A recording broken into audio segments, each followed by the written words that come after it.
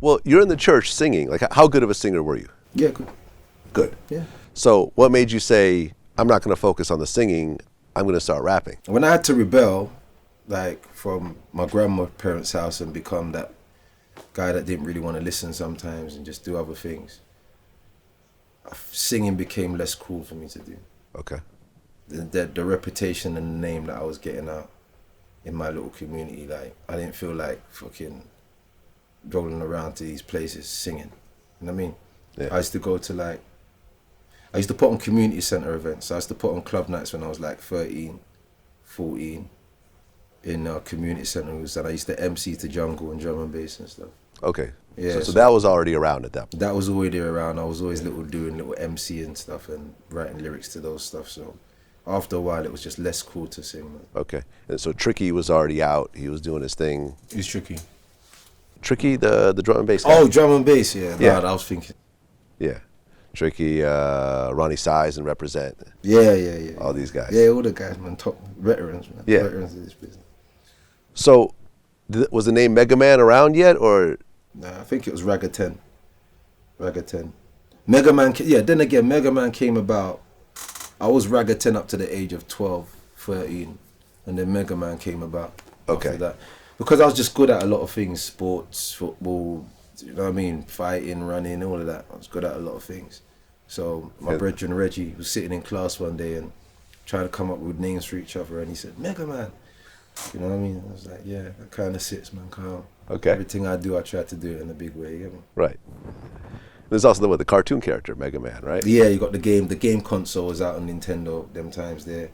And that was the only one that could do that. Was the only like fucking game thing that could do a lot of shit. You know what I mean? Character Right. do a lot of shit. So it sat well, man. We got to get rid of the man. Just call me Mega now. Yeah, Okay, so that's just Mega now? yeah, just Mega. Yeah. Okay. So you come up with the name and you start rapping. Yeah. So are you actually rapping over the jungle beats and over the drum and bass beats at this point? Yeah, exactly like how the drum and bass beats are.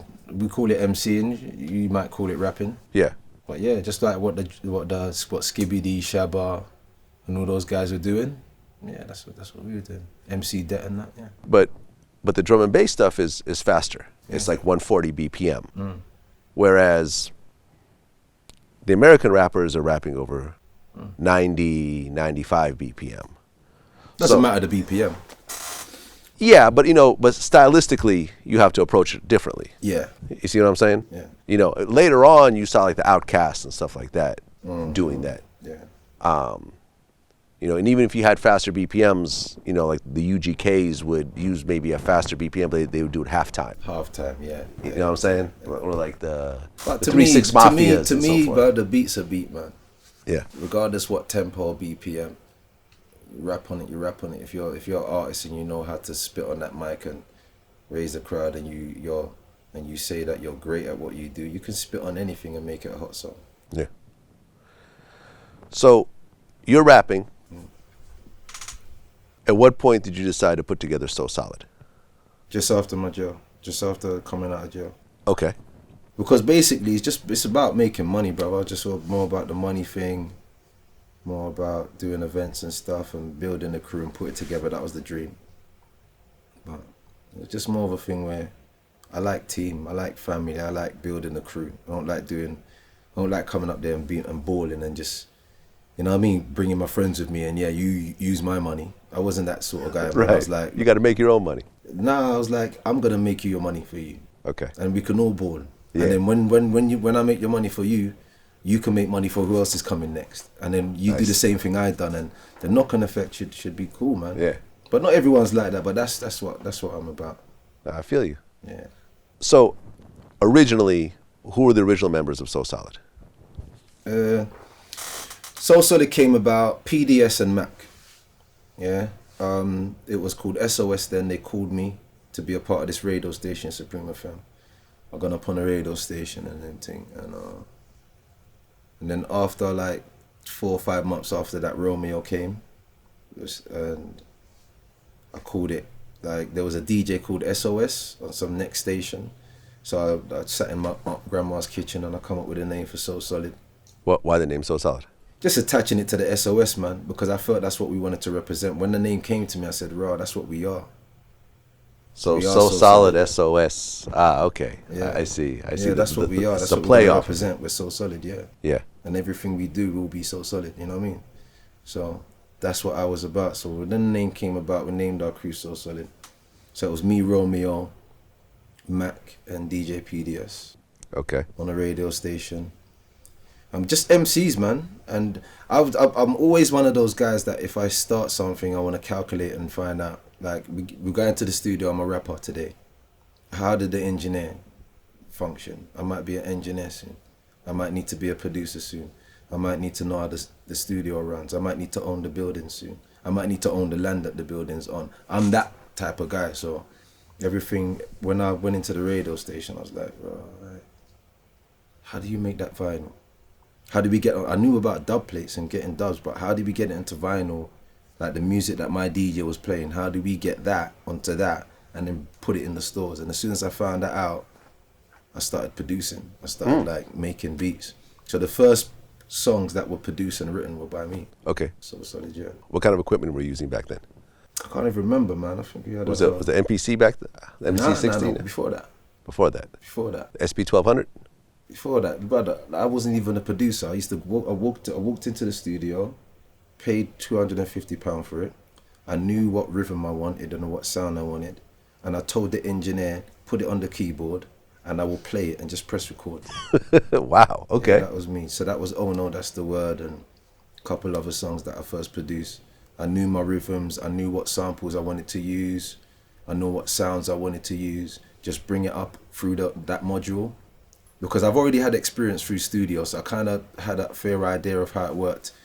Dan, D-Boy, which is Shabs and Seth's brother, you might know about them later on down the line. They had a studio in his house. So as when we were singing back then, we always used to go into the house and just kind of look how we done it. So I had a fair idea of different things. But when it was time for me to take the stand, I just took it all on myself and done it. So you mentioned a few members of So Solid. Yeah. But at one point, So Solid became 19 members. Then it became 30 members. Yeah, 35. 35. Yeah. So it just kind of kept growing. Yeah. But was Wu-Tang around during this time? Yeah, I think so. Was it, influenced by Wu-Tang and having this huge collective of MCs? No, not just Wu-Tang, by what every movement was doing, stateside, Africa, everywhere.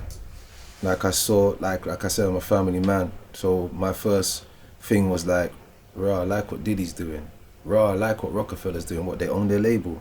Okay, how they own their label? What, they got their own product? Okay. What, that's their crew? Okay. Yeah, that's a nice thing there. Oh, Diddy, okay. It's a nice thing there. I can't do that here, but with this music. Yeah. Yeah, I ain't going States. I can't do that here with this music.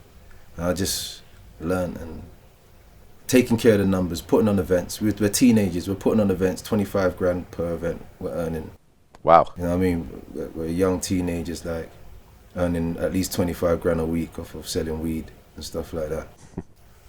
Couple of people I was doing business with were younger than me, Carlton and a couple others. They were making a bit more money than me at the time. But I had the business documents. I knew how to get us legit quicker than, most of my friends around me, and we just put it into events and that. So when So Solid came, it was just expanding.